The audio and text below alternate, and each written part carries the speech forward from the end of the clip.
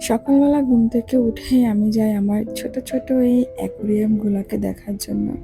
প্রথমে ওদেরকে আমি খাবার দিয়ে দিই। আমাদের যেরকম খাবারের দরকার হয় ওদেরও তো দরকার হয়।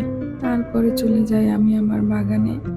আমার বাগানটা আমার প্রতিদিনের শান্তির একটা জায়গা। ঘুম থেকে উঠেই আমি বাগানটা দেখে আসি। তারপরে এই তো আমার সিম্পল নাস্তা শুরু করে দিলাম। আজকে ইচ্ছে হলো যে একটু পাউরুটি দিয়ে চা দিয়ে খাবো। আর এটা হচ্ছে চিয়া সিড। যারা ওজনকে একদম নিয়ন্ত্রণে রাখতে চান, যারা চান না যে পেট বড় না হোক, তারা এই চিয়া সিডটা প্রতিদিন সকালে খালি পেটে খেতে পারেন, অনেক উপকারী। তো আমি চিয়া সিডটা নিয়ে এখন ভিজিয়ে রেখেছি 10 মিনিট, চা খাওয়ার পরেই খাবো। আসলে আমার হচ্ছে উল্টাপাল্টা নিয়ম।